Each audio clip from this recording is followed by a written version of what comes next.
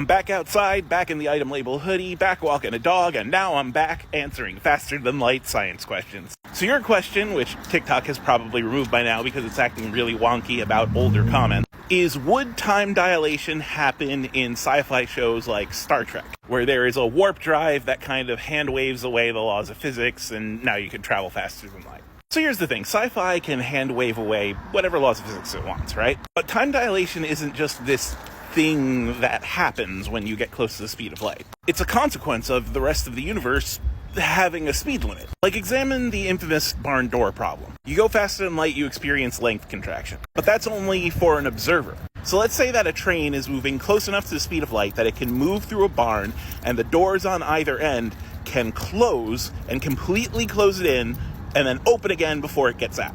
But at a normal resting state, it is too long to get through that barn while closing both of the doors. People on the train are always going to see the train as if it were in its resting state. And observers on the train are going to see its length contracted. So what happens? How does it get through the barn? Well, people observing the train see the train enter the barn, both doors close, both doors open, and then it leaves the barn. People on the train see the train enter the barn, the first barn door closes, the first barn door opens, the train continues through the barn, the second barn door closes, the second barn door opens. Those two events don't happen simultaneously anymore because time is dilated. Now here's the thing, if you hand wave away relativistic effects, you're not going to get any of those effects. So if you have something like a warp drive that lets you go faster than light, likely you're not going to experience any time dilation, or at least the stories won't make you experience because that's inconvenient to write around. No one wants you to do one warp jump and then 100 years have passed from wherever you jumped from.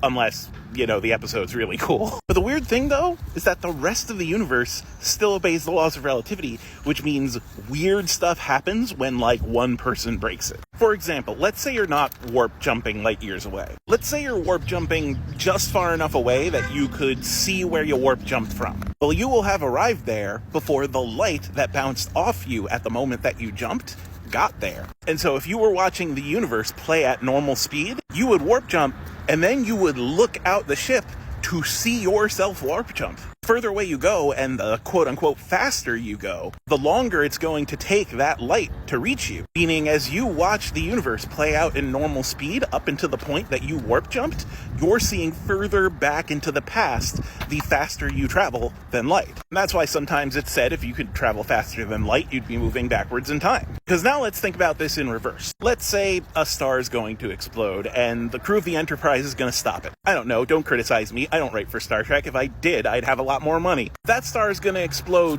in a month. But it would take thousands of years to get there at sublight speed, so you warp travel and problem solved. But now, let's make that exploding star the Enterprise. The Enterprise warp jumps away and then looks back to the point where it warp jumped. Time plays out at normal speed. But when they look back, they see a bomb strapped to their ship that will explode in a month's time. And if it could only be diffused at that location, if they solved it the same way they solved the exploding star problem, they're just going to warp jump there, and everything's going to be fine. But now there's essentially two instances of the Enterprise, and one of them has traveled back in time. So that means when the Enterprise warp jumped to that star, they also traveled back in time. And essentially, any faster-than-light movement is doing the same. So there's no relativistic time dilation as we know it in sci-fi universes. But since space and time are one fabric, they are inextricably linked. Traveling through space at extremely fast speeds will always have really wonky time effects. Because let's say that the Enterprise warp jumps to a point that when they look back,